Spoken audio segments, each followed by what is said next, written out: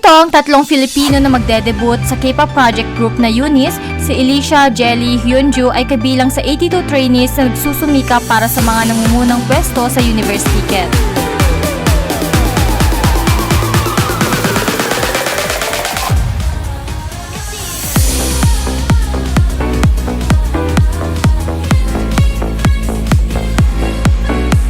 Pinoy Pride, kumpirmado na ang tatlong aspiring idols na may lahing Filipino ang magde-debut sa global K-pop girl group na UNIS na nabuo sa pamamagitan ng SBS Talent Survival Show na Universe Ticket.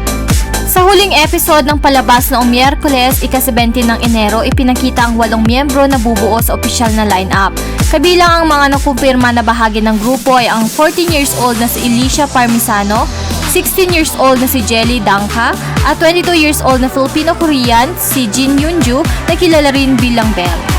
Ano ang Universe Ticket?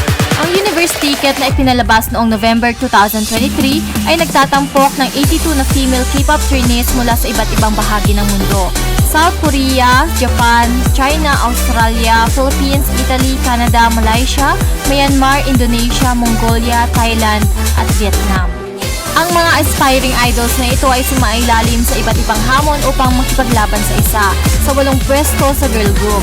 Sa mga misyon na ito, inilagay ang mga kalahok sa 5 antas depende sa kanilang performance at boto ng fans. P, R, I, S at M, kung saan ang P ang ituturing na pinakamataas na antas sa palabas.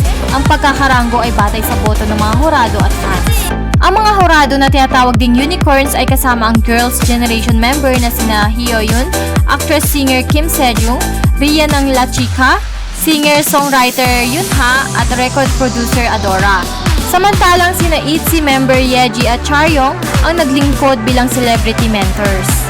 Hingil kay Alicia, Jelly at Belle, bagaman wala pang ibang detalye tungkol sa kanilang opisyal na debut, marami nang napansin ang UNIS na maraming Filipino K-pop fans dahil ito ay magiging unang grupo na maglalaman ng maraming Filipino idol sa lineup. Si Alicia, ang unang trainee na nakakuha ng pwesto sa grupo, ay nakakuha ng kabuang 553,483.4 na puntos mula sa boto ng fans. Sa kanyang introduction video, ibinahagi ng teen idol na natural na sa kanya ang pagkanta at ito'y naging interesado sa kanya noong panahon ng pandemya. Kapag kumakanta ako ng K-pop songs, nararamdaman ko pang mas kompleto ako at parang mas pinapasaya ko pa ang ibang tao sa performance ko kasi masaya rin ako, sabi niya. Bago siya nag-focus sa industriya ng Korean entertainment, nagsimula si Alicia bilang child actress sa Pilipinas.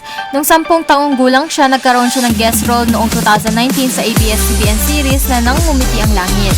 Sa pagitan ng 2019 at 2020, tinatakbo niya rin ang YouTube channel na Kids Stylista, kung saan ibinabahagi niya ang bahagi ng kanyang araw-araw na buhay.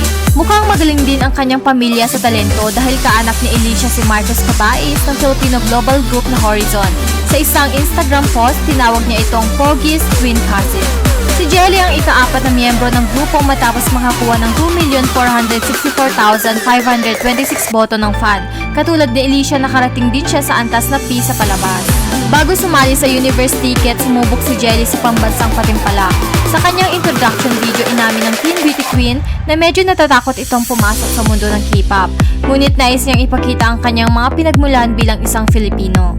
Talagang taos-puso kong ipinagmamalaki ang pagiging Pilipino ko, sabi niya. Sa isang panahon, nais kong maging Miss Universe pero ngayon layunin kong maging Miss Universe Ticket muna. Sa kompetisyon, agad na bumida si Jelly dahil sa kanyang kagandahan. At bagaman may ilang mga puna sa kanyang kakayahan sa pagsasayaw, ipinakita niyang ginagawa niya ang lahat para mapabuti ang kanyang mga kasanayan. Nakinilala rin ng mga hurado sa kanyang pag-unlad sa huling bahagi ng palabas. Mayroon akong maraming lakas ng loob, sabi niya. Kasama rin sa UNIS si Yin Junyu na ipinanganak at pinalad sa South Korea ng isang Koreano at Filipina na mga magulang. Bago sumali sa Universe Ticket, nakiisa na siya sa isa pang survival show at nag-debut pa sa 2 grupo.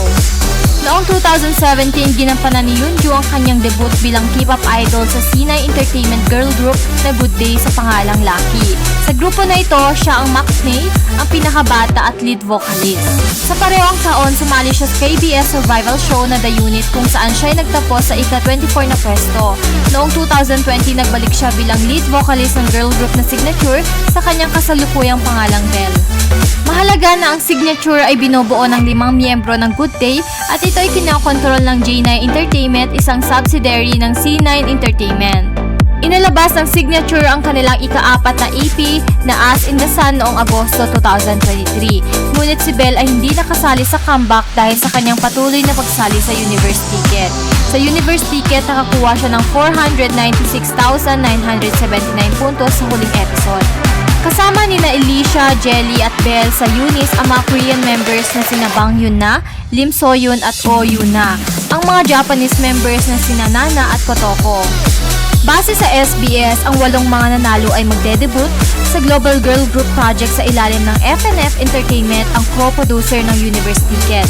Sila ay nasa ilalim ng Eunice ng 2 taon at 6 na buwan na may posibilidad ng isang extension contract ng 2 taon. Ano ang masasabi nyo sa newest K-pop girl group na may 3 Pinoy? Simula na ba ito upang mas lalo pang makilala at makapasok ang Pilipinas sa K-pop industry? Comment down your thoughts below, like and subscribe for more latest trending news from us, and thank you for watching!